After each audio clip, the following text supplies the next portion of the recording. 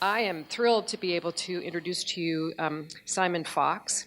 And Simon is the Executive Director of Adventures in Caring Foundation. And he and his colleagues are pioneering what they call education of the heart. And I love that. I love that language.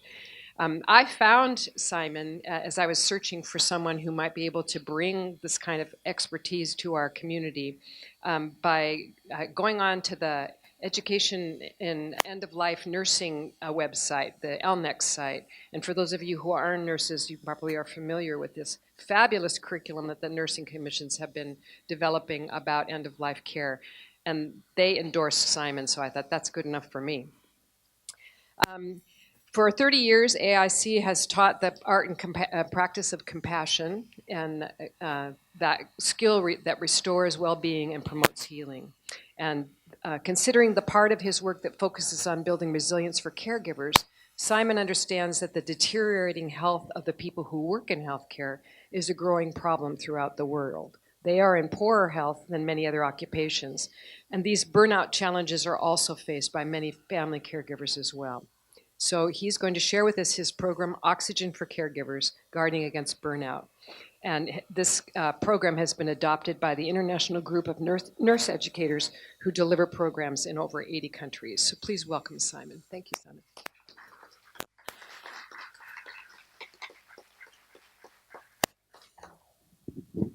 Well, it really is a pleasure to be here, and thank you, Marie, and everyone who invited me to come. It's a great pleasure to present this work to you. I will start by saying this work was developed for professional and pre-professional caregivers mostly, but I think you will find a lot of value for those of you who are family caregivers in it too, because the principles apply in both situations. And I can say that because I am a family caregiver. My wife and I have developed this program along with other members of the team. But Karen's been in poor health our entire marriage, and we just celebrated our 30th anniversary.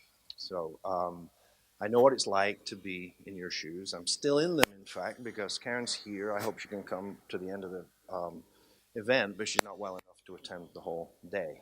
But we continue to try and deliver as much quality care and a quality of life for her as possible, but knowing that it's not 100%. So what I want to share with you today, well, first, here's the big question. Why? Why bother? What's the deal with compassion fatigue? I mean, you heard from Casey a great introduction, and she's covered a lot of the ground that I would normally cover.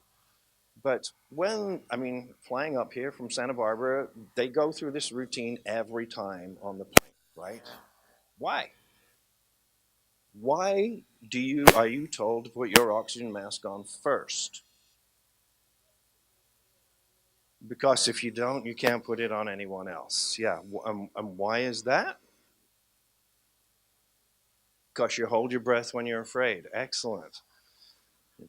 No breath, no oxygen to the brain, decision making is not so good, right? So, you start to panic, and that's really why we call this Oxygen for Caregivers. Because like oxygen, this program is not telling you what to do or how to think, it's helping you think better about your situation. And I love we use the metaphor for the airlines because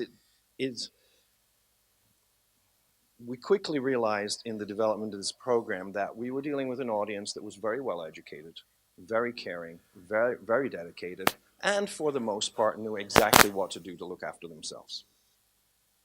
So knowledge was not the question. The issue is, so why aren't you doing it?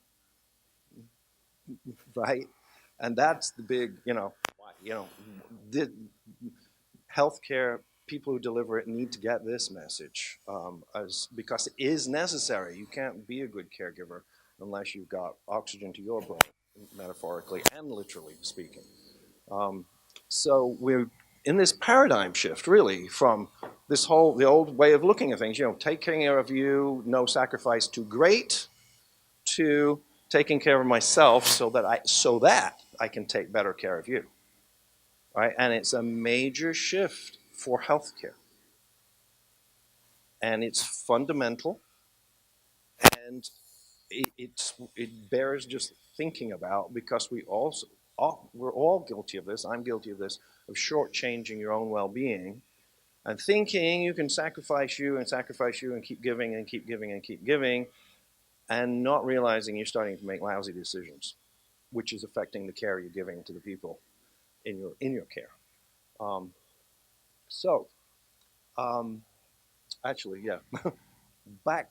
This really takes us back to the very, very, very first principle of healing in healthcare, which is first do no harm. And it says first do no harm, period. Not first do no harm to the patients, but it's okay to harm the caregivers. It doesn't say that. Right? It says do no harm, period, to anybody. And that's a good place to start. It really is. And actually, that brings us all full circle to Nicholas Taleb and his work on anti-fragile, because he's got this great method that I'll go into a bit later called via negativa, which is you basically start by taking out the stuff that's hurting you or other people. So we all have very little time in our lives, and it's often difficult to figure out, how do I do one more thing to look after myself? Oh my God. Well, there's things you can just stop doing that will help, and they take no time at all. So we're going to be talking about that. Um, So just a quick background about us. We began, and we still are, a volunteer program in Santa Barbara. It's very much a community initiative. Santa Barbara is a lot like Bellingham. It's roughly the same size. It's on the water. It's about the same distance to a major city. In our case, it would be LA. And so we can put these community initiatives together. And this, what I'm sharing with you today, everybody we filmed is from our community doing real stuff. And we've done all three of our programs that way. This is the professional side of what we do, but it developed from the volunteer side, where we first developed ways to really teach people, how do you convey compassion from one person to another. And that was our first program for professionals, because we did one for volunteers, and we found that the local nursing schools were using it to train their student nurses. And they said, this is great, but if we had a professional version of it, it would be even better. So we produced the medicine of compassion, and not having done anything for professional staffs. And it won the Freddie Award for Best Video for the International and Medical Media Award or something. Forget the exact name of it. But what I was most proud of is we beat out HBO and ABC. So there you go. And the running joke was our production cost less than one of their cameras. So that's. But what people liked about it was its candor and the rough edges in the video, because none of it was staged. Zero. No scripted stuff. And we've continued that with everything. The next question we were asked was, well, on a good day with nice people, it's really not that hard to be kind. But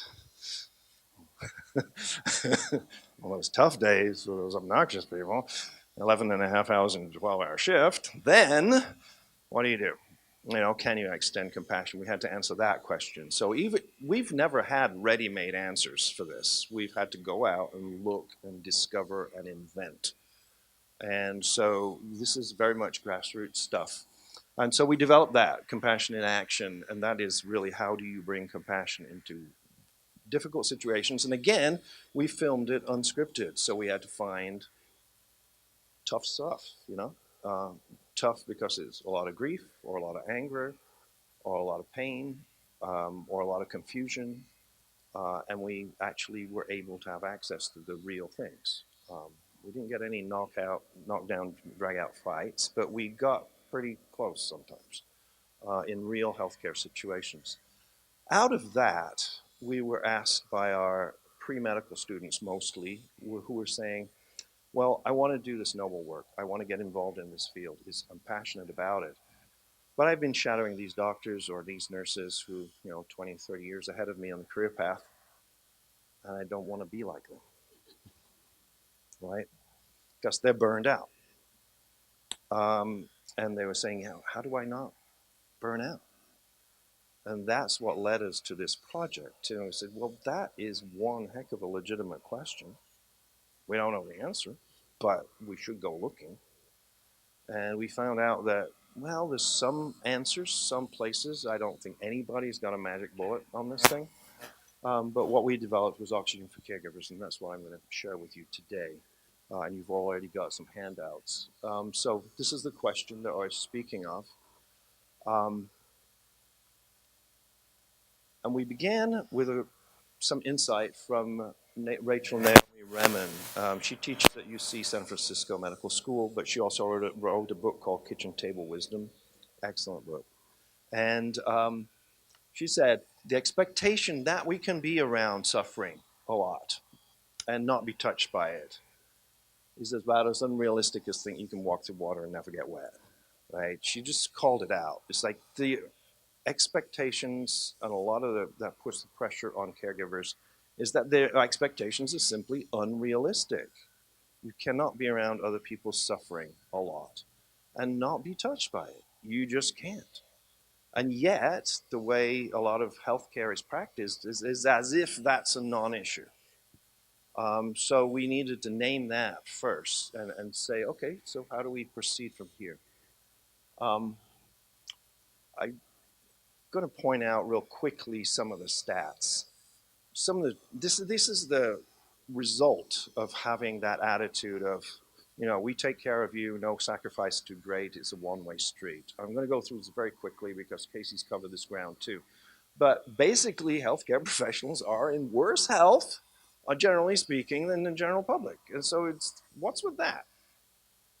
I mean, really, what's with that? It's sad.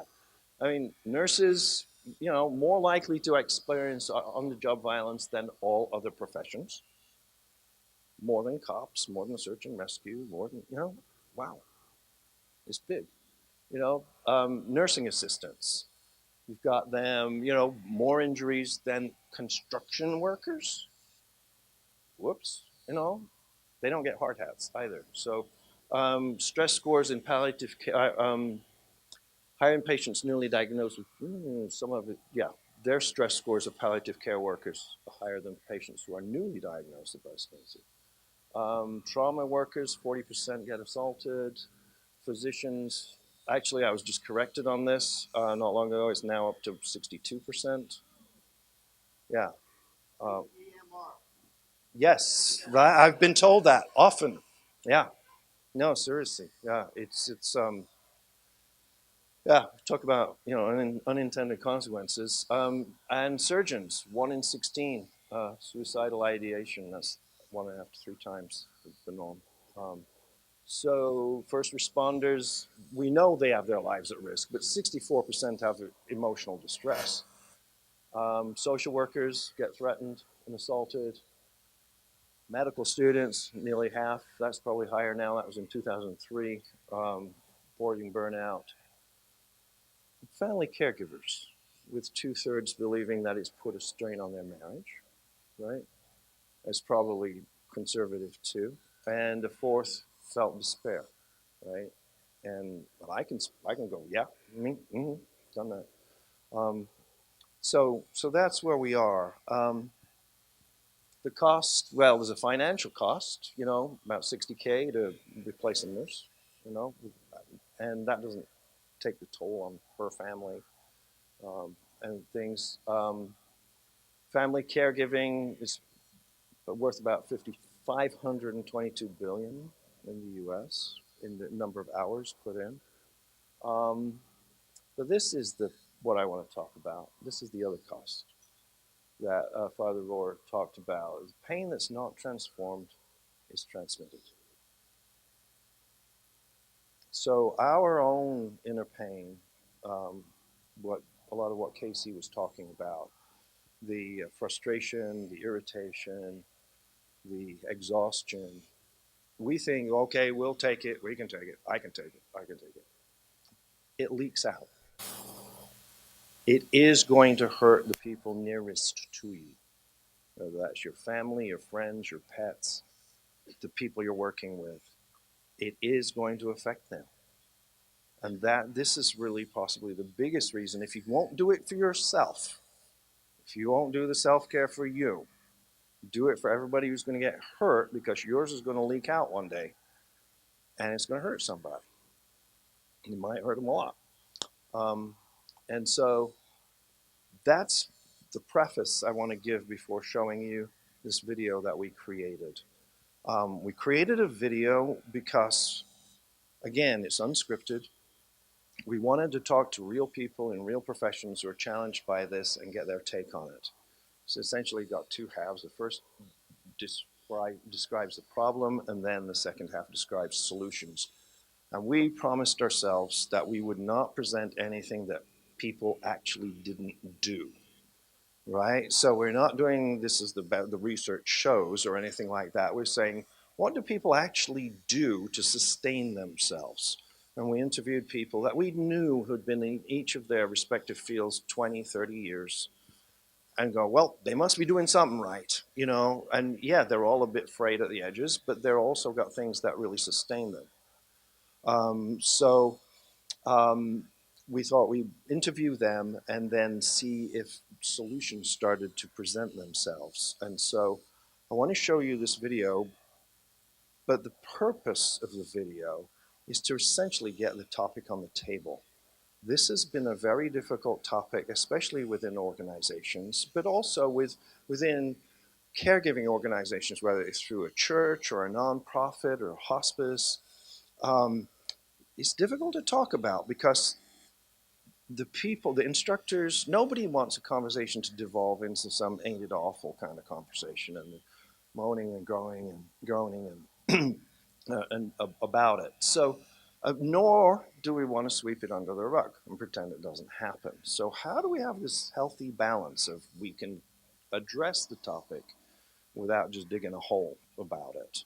So that's what the video's function is, to get the conversation started in that manner so that it can continue in the room afterwards. And that's what we're going to do today. So you've all got on page 1 of your, I hope, does everybody have a pen and a handout? Anybody not? Okay. I just want to, because you've got these reflective questions, I believe they're on page 1. There's like 5 reflective questions. I think it's the page number 1, rather than the literal first page. The numbers in the bottom corner, sorry, small. Anyway, after the video, while the credits are rolling, I'd like you to just jot down your reflections from what you saw and heard, from the video, from Casey's presentation, from anything you've heard today. I was very impressed by how good you were at reflecting and describing your own compassion fatigue when Casey asked you. And you sound like a very reflective audience already. So the idea is to reflect by yourself first, and then we're going to reflect together in small groups around the table, and then we'll bring it all together. Because the way we design this program is, yes, you can learn from the materials we present. They're really good. But you can also learn from the people in the room. And that's what I want to draw on today too. Probably more importantly is the wisdom in this room that's already here. You all have things to offer to each other that really work. You've got insights, you've got experiences, you've got a lot that you can share with one another. And so, I mean, after today, I won't be here. I'll be back in Santa Barbara, you know, Casey, I'm in Portland and various, but you'll still be here and you've still got each other. And that's the powerful thing. And if you've already found a way to speak of these things together in a healthy way, it can lead you to better and better and better solutions. Plus, you're not facing it alone. And that's the big deal about burnout. I think what I've come across so far is the most insidious thing about burnout is that it is isolating. And the people who are burning out are the ones you're seeing less and less and less of. They're just disappearing into the woodwork, and you lose them. And suddenly, oh, where's Susie? Oh, I haven't seen her in a while, It's those people. So that's why we wanted to create a learning together experience. So we're not facing this together. And then that brings the stress level down. You always feel safer when you're facing danger together, right? Rather than by yourself. And I'll deal with those primal threats later in the session. But first I want to show you this. So, technical wizards, we hope it'll work here. Let's see.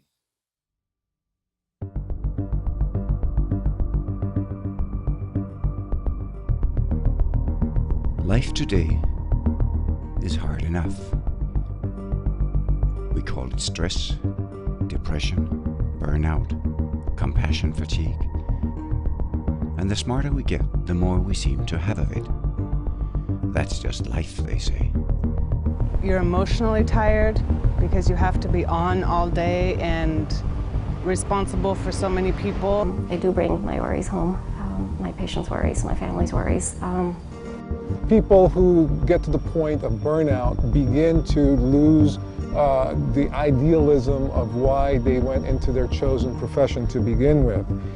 It's rough on a team. I remember after that rescue, here it is, we've saved 2 people, but we're having the stress or the depression or whatever have you of, wow, if we would have worked faster, if we could have worked harder, would we have been able to get that 3rd lady out? What happens during threat is you also get the increases in heart rate and ventricular contractility, so it doesn't distinguish threat from challenge, but you get vasoconstriction and blood flow goes down.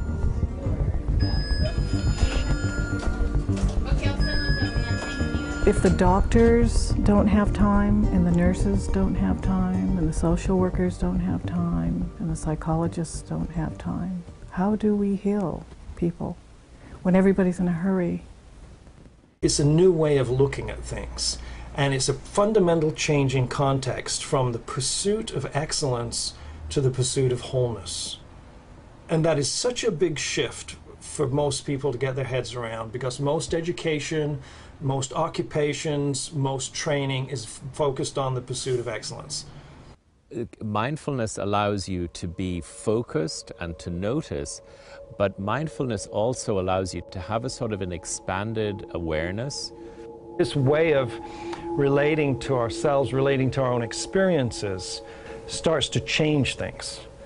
And it becomes a way of embracing where we hurt.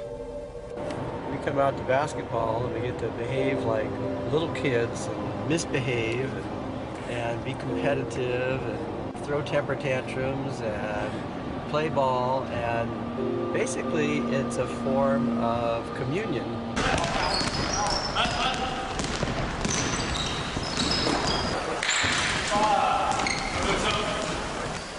One thing I do is on my days off, I really make sure I take care of myself. I make sure I go either for a swim or a walk or, those basic things you're supposed to do for yourself. I really try to keep doing them, even sometimes if I don't feel like doing them. What this has allowed me to do is to do my prayers. And when I do that, I think that the results that Clark has seen on the screen show that there's a balancing that's going on somehow. My quiet time with the horses, my riding out there in the middle of nowhere, that's church for me. You think of self-care, yes, it is about survival, but it's also about flourishing, and it's also about the quality of your work. It's actually, and the competency of your work.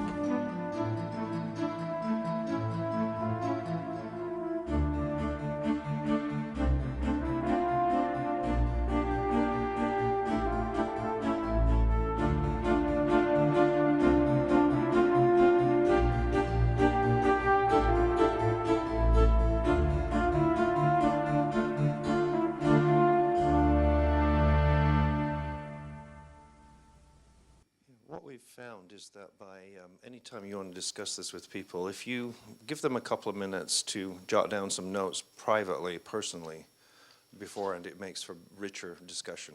It really, really helps. Anybody need a bit more time? I mean, you could spend half an hour doing this. And you can please, I encourage you to go back to this afterwards. So these questions, they're structured in a specific order too. But what I'd like to do now is just set up conditions where you can, at your table, have a brief, 5-minute discussion. And then we'll join together as a large group. But before we do that, I want to set up some ground rules, because there's specific ways to have this conversation, and the most important thing is that it's in a safe space. So how do we create that? Well, we set some ground rules. And so these are courtesy of Parker Palmer and Carol Casban, with adaptations by me, with permission. So if you turn onto page 2, you'll see these ground rules listed, and the way it's easy to establish them in a group, like I said, this was created so that you could teach this too, and we have the materials if you're interested. But it starts, and what I'd like, Craig, do we have a mic that could go to the audience? Okay. What I like is for each, we've got, let's see, 11 ground rules here. If 11 different people around the room could read one each, just spontaneously, we'd set them. So I'll begin. And first thing, I'll read this one. That dialogue is a conversation with a center, not sides. In other words, it's not a debate. This conversation is based on learning rather than winning, personal experience rather than opinions, cooperation rather than competition. Our goal is to make new discoveries together rather than prove we're right. Anybody want to read the first one? Yeah, thank you. Number 1, extend and receive welcome. People learn best in hospitable spaces. In this room, we can support each other's learning by giving and receiving hospitality. Thank you. Thank you. Anybody else? Be present and participate as fully as possible. Be here with your questions, concerns, and failings, as well as your convictions, joys, and successes. Please speak up and say what is on your mind and in your heart, and be interested in what others have to say. We are all responsible for the quality of this conversation. No fixing, no saving, no advising, and no setting each other straight. This is often challenging for those of us in the helping professions. But it is vital to reflective conversation. Speak in ways that respect different perspectives. Our views of reality may differ, but speaking one's truth does not mean interpreting, correcting, or debating what others say. So speak from your own experience, using first-person I statements, such as, I feel, I remember, the way I look at it, trusting people to do their own sifting and winnowing.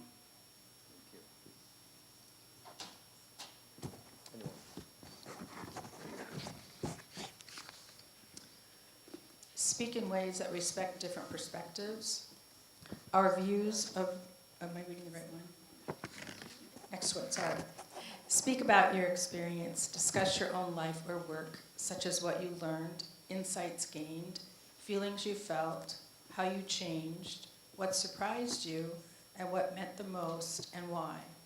Don't speak about your opinion, and avoid discussing other people's opinions, theories, beliefs, or dogmas, or what you think other people should do.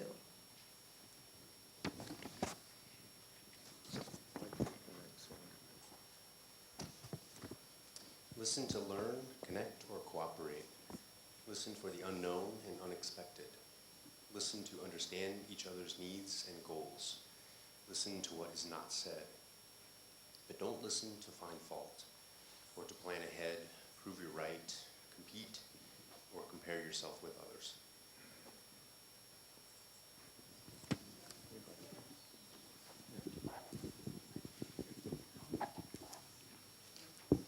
Learn to learn to respond to others with honest, open questions.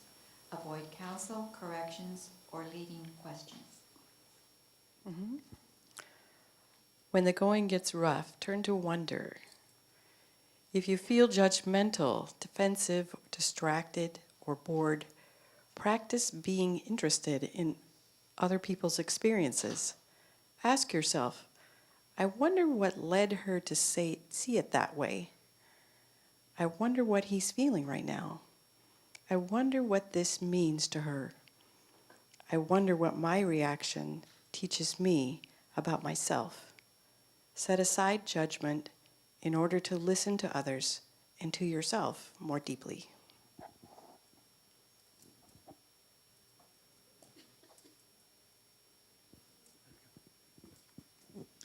Attend to your own inner teacher.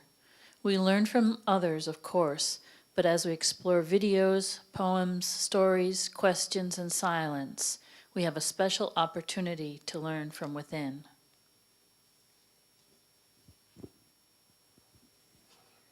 Marie's got somebody over there. Trust and learn from silence.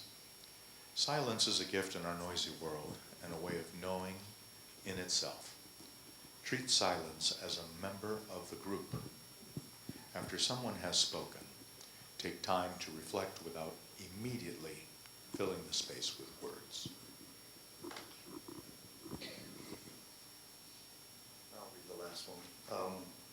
Observe deep confidentiality. Nothing will... My glasses on. You'd think I know this by now. Nothing said here will be ever repeated to others, not outside the meeting, not during the meeting, and not even to the person who said it. Right? So that's the main agreement I need to get from everybody here, is that, is everybody good with these ground rules, especially that last one, that if somebody needs to share something right now, that is confidential and doesn't go out of the room, it does not even brought up ever again, unless they want to, of course. Good? Okay, so those are the ground rules.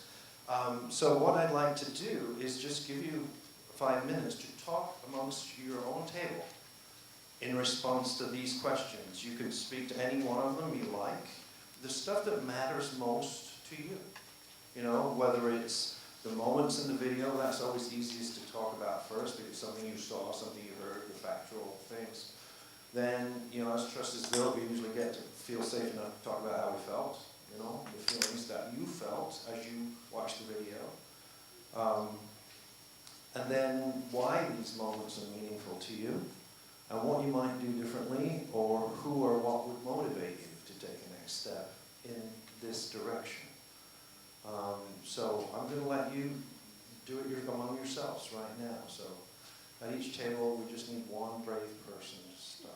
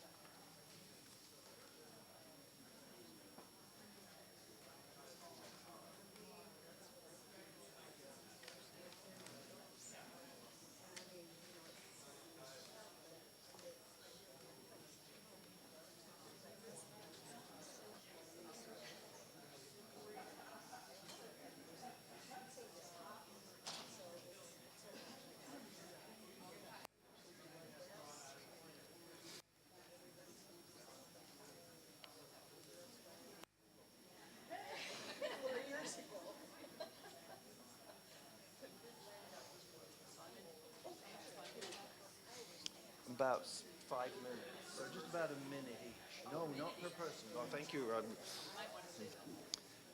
Let me clarify, it's not 5 minutes each. It's about a minute or so per person, right? So, or less, yeah.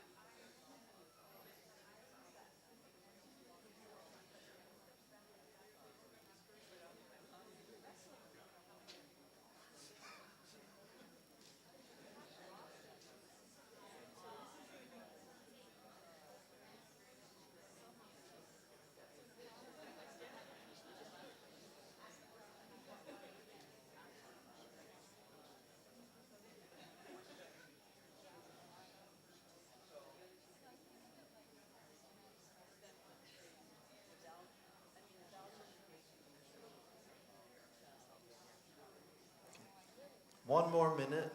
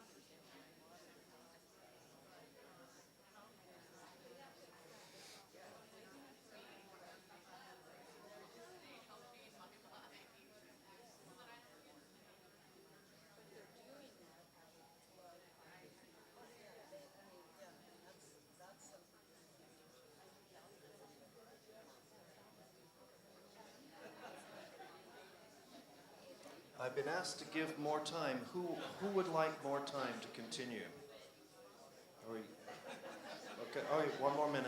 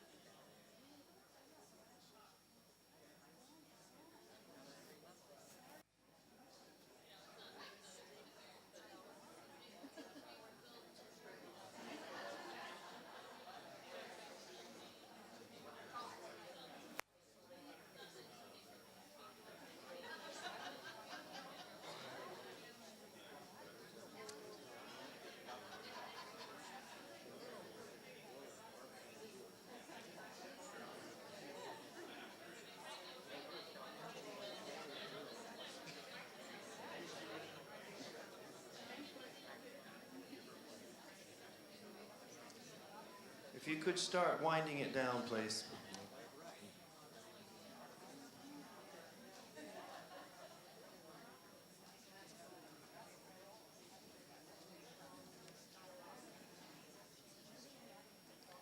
Thank you.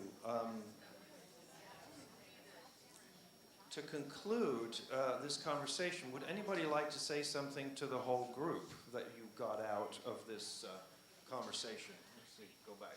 Related to these questions. Anybody want to say anything to everybody? The point of doing this is, first of all, I need to say something, a startling statement. We don't learn from experience.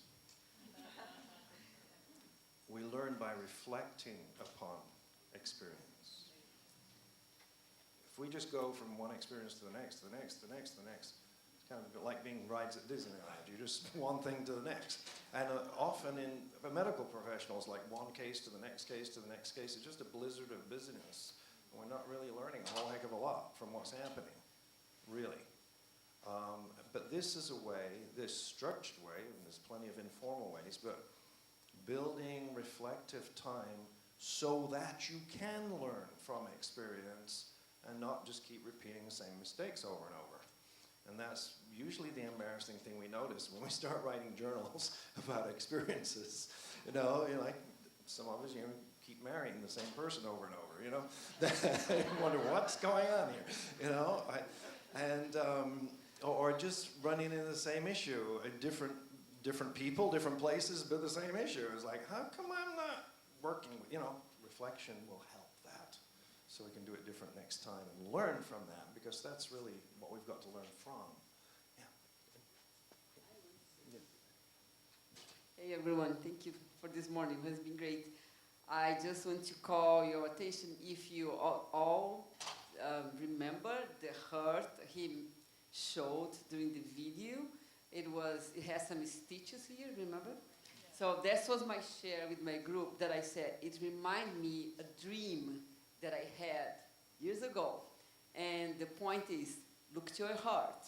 It might be bleeding. It might be, hurted. And you are not realizing it. That says a lot. Yeah. Right. Thank you. Yeah, for those of you who do want to read research on it, that Balfour Mount paper that's referenced in the video on healing connections by Balfour Mount and team at McGill University,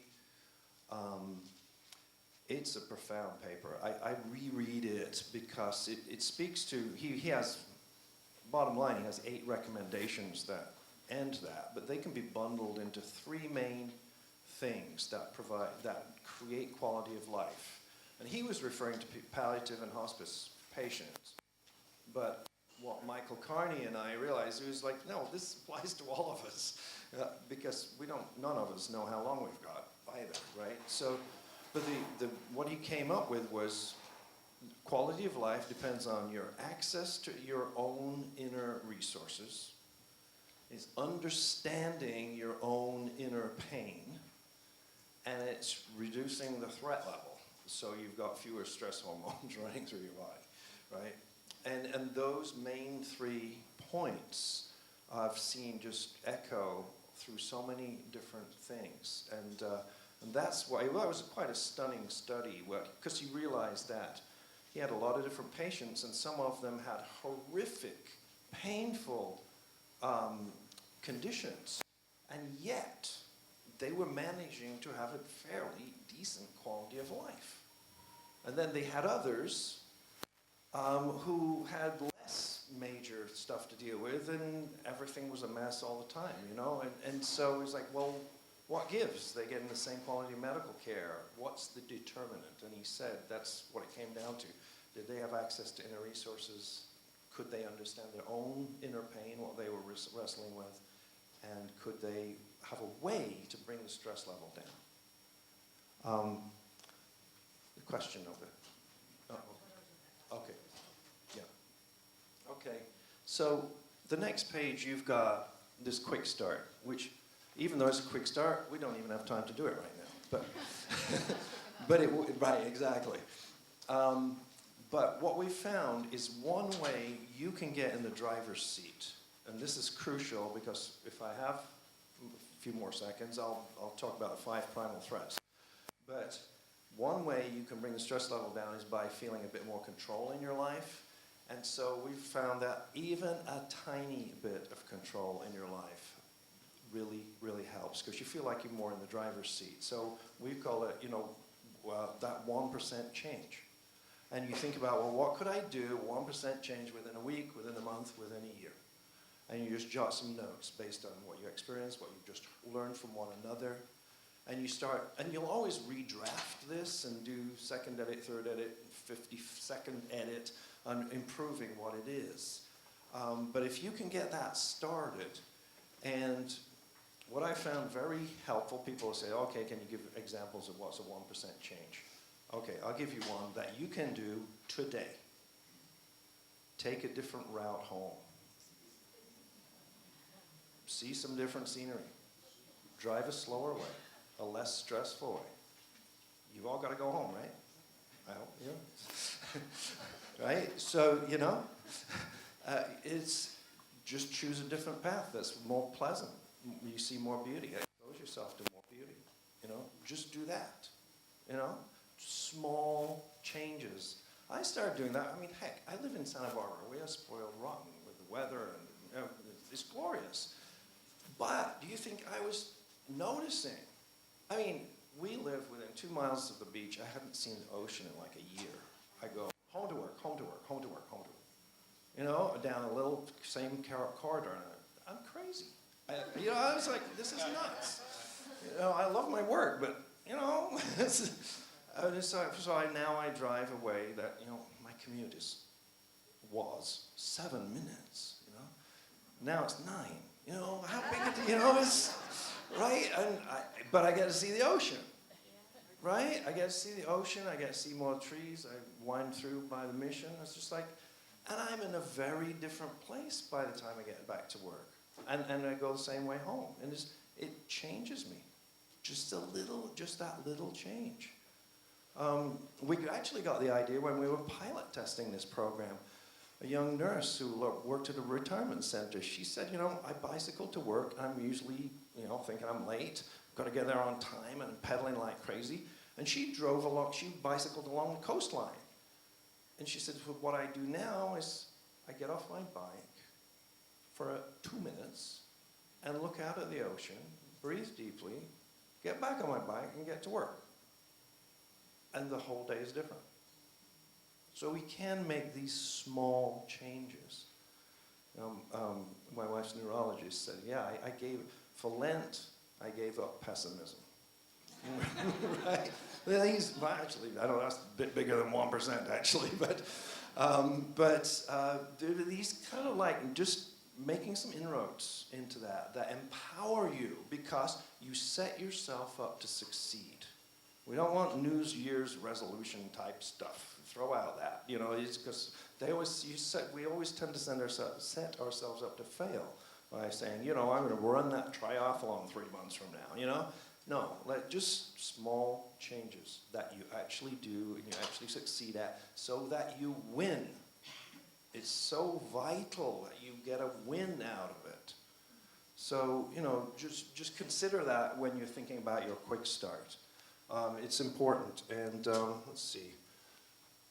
I'm going to have to abbreviate the talk, but this is why. I'll tell you again, another great book, When the Body Says No. Your mind might say, I want to do X, Y, and Z, and your body goes, not going to happen. So he said, whatever modality you choose, the key to your healing is your active, free, and informed choice. Your choice. Not somebody else's, not best practices, your choice. If it's bicycling, if it's hiking, whatever it is, if it's juggling, it doesn't matter. Do something like that's why we showed a wide variety of things in the video, from basketball to riding horses to swimming to whatever. So that's the quick start. Oh, yeah, you can do a via negativa version of the quick start where you just think of things you can begin to stop doing. Not even stop, but just begin to stop. Slow down, Don't quite eat as much sugar in an evening, just, notch it back. So you go, oh no, I really succeeded in doing that. I mean, you should, here, okay, this is my list, right? Stop shooting on myself. The whole shoulda, woulda, coulda routine, right? Stop, or less of it. Just make a promise to yourself. Abandon self-pity. Stop expecting life to be fair. Simplify. Stop cramming my schedule. Abstain from shame. Please. Abstain. It's so corrosive. Stay out of no-win situations. Stop setting myself up to fail. Let go of getting it all done. Those are personal. These are mine. I'm not saying they're the right ones for you, but I noticed a chuckle about stop trying to fix and rescue other people. You can't do it. And I was very moved by this quote because this guy, right? Viktor Frankl, everything can be taken from us but the one thing. The last of human freedoms, the freedom to choose one's attitude in any given set of circumstances, to choose one's way. You can choose a healthier way. And the reason why this quote is so powerful is not just what he said, it's where he said it. He wrote that in Auschwitz in 1944. He was a prisoner in a German concentration camp. He wrote this book, Man's Search for Meaning, there, which was found by the Nazi guards and destroyed. And when he was liberated, he wrote the whole thing over again by memory. So I'm thinking, if he can say this in a concentration camp, Auschwitz, none of us have any wiggle room, right? We really don't. If he can say, I can choose my attitude in that circumstance, it's like, whoa, okay. It just gives us pause.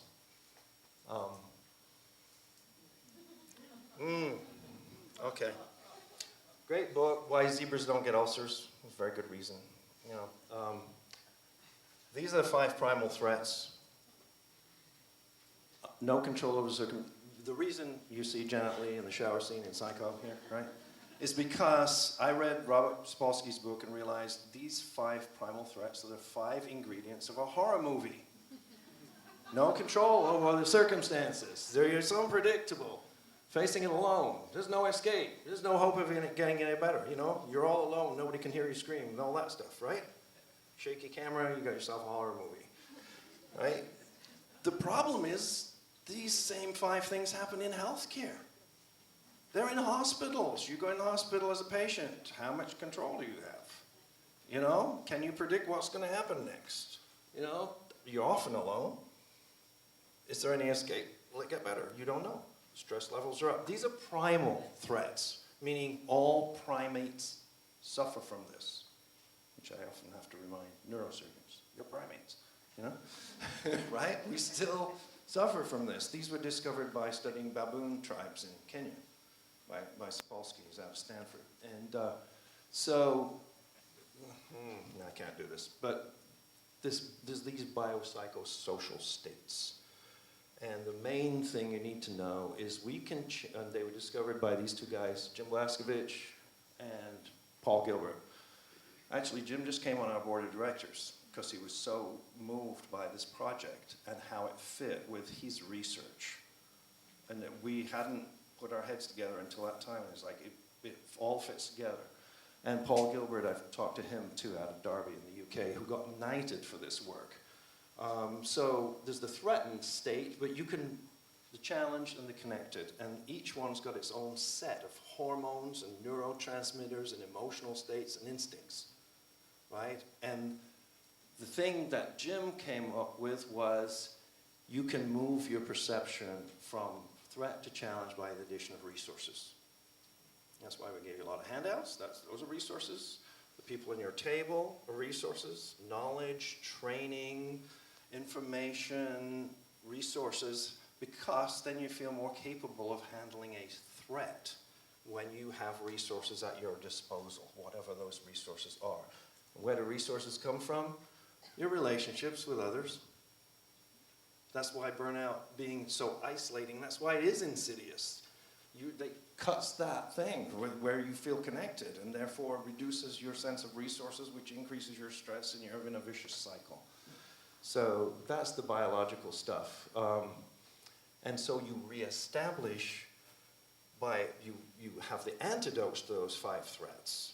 And the reason best practices in self-care are best practices is because they directly counteract every one of those 5 major threats. So you're getting some control over your life, right, in the driver's seat, counteracts that one. Foresight, learning to look ahead. That's why recognizing your warning signs ahead of time is so powerful. It's not catching you by surprise all the time, right? We'll be doing some of that this afternoon. You're most stressed when you know the least. So you get training, when you come to these meetings, you get a better lay of the land. You're less surprised by what you're facing. Okay, connecting with others. We've talked a lot about that, but obviously like any person who's vulnerable, like any animal that's vulnerable, they feel like easy prey, biologically, instinctively. When you've got a friend with you, less so. It reduces the stress level. Okay, escape. Always have some place or some way that where you've got a place of relief, and always have a sense of hope by something to look forward to, something to hold on to, and a sense of progress. And I wish I could do more on this. The other solutions, I'm going to have to handle this afternoon, which are our ABCs and resilience. But please remember this, your life matters. You do belong to this really amazing, long, noble lineage of people who care for others. And you are standing between people and their suffering. And you are the link between this and future generations. So I really want to thank you, and I apologize for the technical difficulties, but I don't want to delay lunch any longer. I think I'll leave it at that. Thank you. Yeah.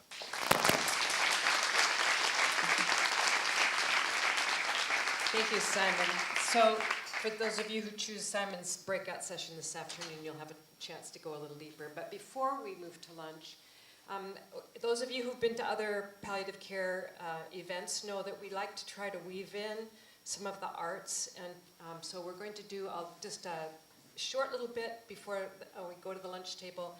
And first I want to invite up Casey again. She's going to bring you a poem. And then after Casey, we're going to welcome up Megan Cole. Megan, for those of you who've been here before, you will know that Megan has a history in theater and has been doing the wonderful work recently of helping people in the healthcare industry understand how to communicate with each other better. So each one of them is going to do a short reading, and then we're going to listen to a song. And those of you who've heard Megan before know why I'm going first, because I am not going to follow this brilliance over here. But no pressure. No pressure. So this is the introduction to the poem.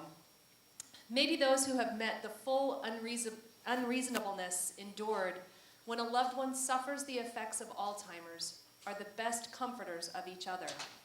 This poem recalls my staying up much of one night trying to console and help my friend, whose mother is described in the poem. It did a world of good for the two of us to just talk and listen. Often there is no way to make the situation less painful or to change the outcome for our loved one. The pain just has to be acknowledged and even ritualized, as in the ending of the poem. Across the Border by Tess Gallagher. Into early morning we circle the problem of his mother's dementia, her cries of help me, ricocheting against the stars, even from the balcony of this posh hotel across the Canadian border, where he and his family are like refugees of some secret war-torn country within the country. I sit with him the way a mountain sits with another mountain, comparing weather, the slippage of glaciers, the racket of helicopters searching for lost climbers, anything that spoils our violet reveries with the night. His hope coffers are empty. She doesn't know who he or anyone else is. She thrashes wall to wall like a trapped bird.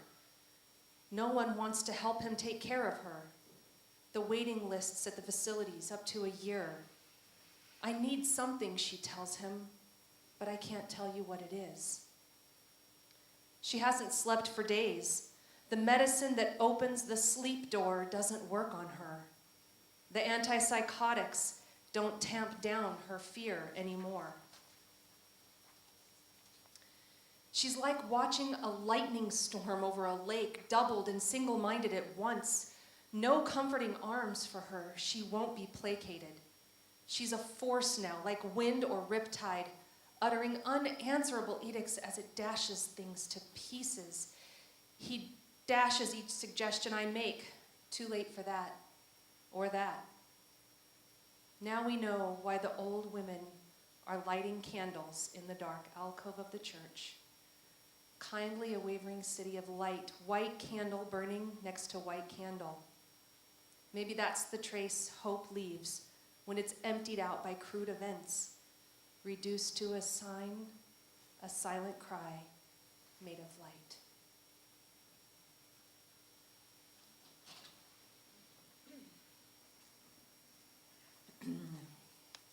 An essay by Tina Welling called Reprieve.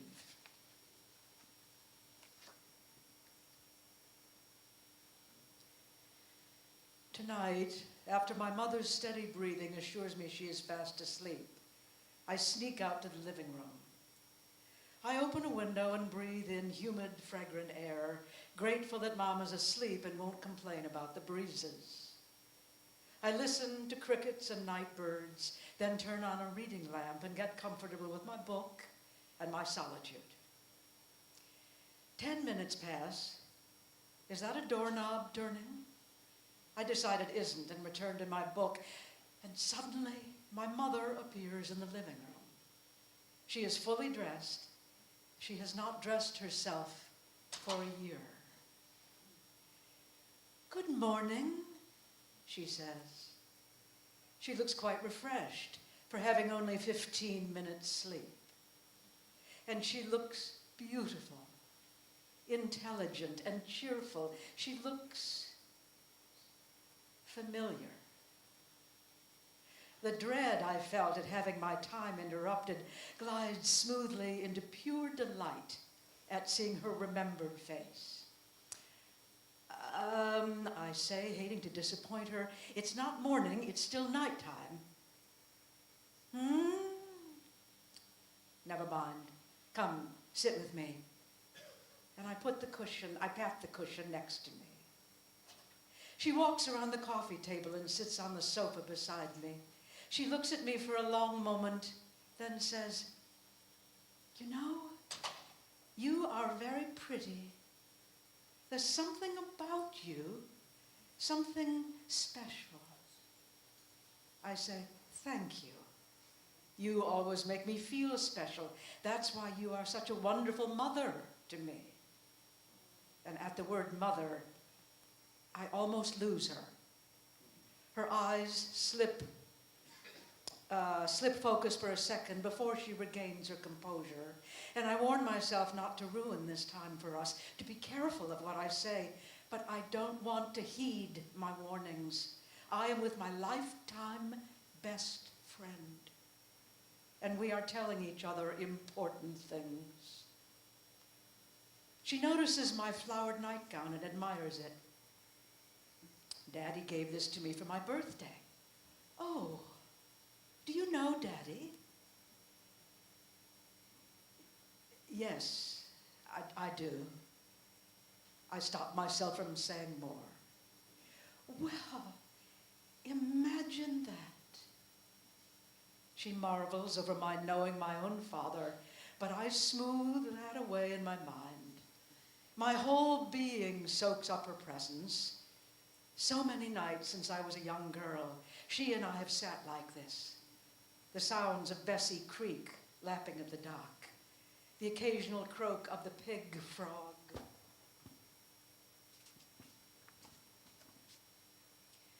The mottled ducks squawk, drifting into us and mingling with our confidences. This is the gift of one more night, when I don't want it to end. My mother looks relaxed and happy. She notices the open window. "Goodness, it's black out there. What's that say?" And she points to the clock. 8:30. What in the world are we doing up? And with the expression familiar to me as a prelude to joking, my mother raises her eyebrows, gives me her impish look, and says, "One of us is crazy."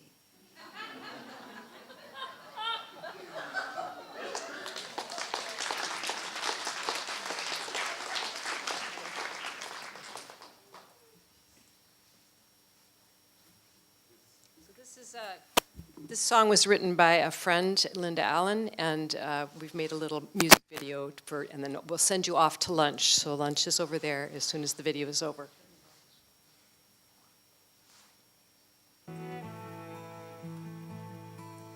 Sitting at the table at the end of your day, trying to read, but the words dance away, and you're too tired to notice how your life slips away.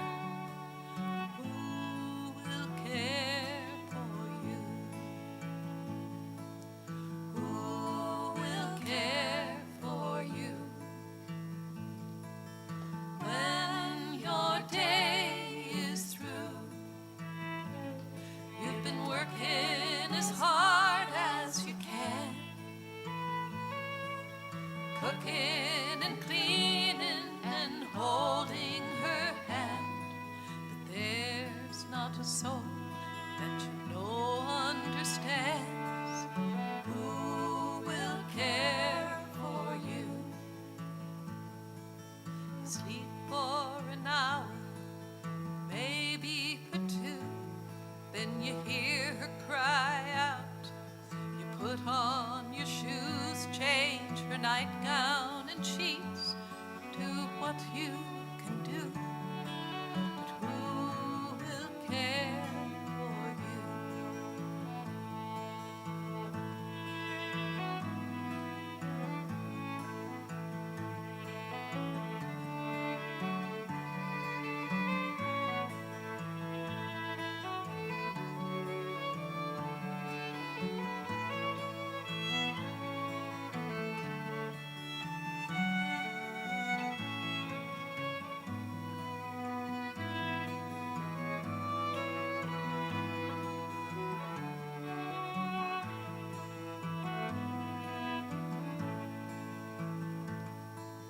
You do it for love, you do it for pride. You hide all the anger and fear deep inside, and you hope for an angel with her arms open wide.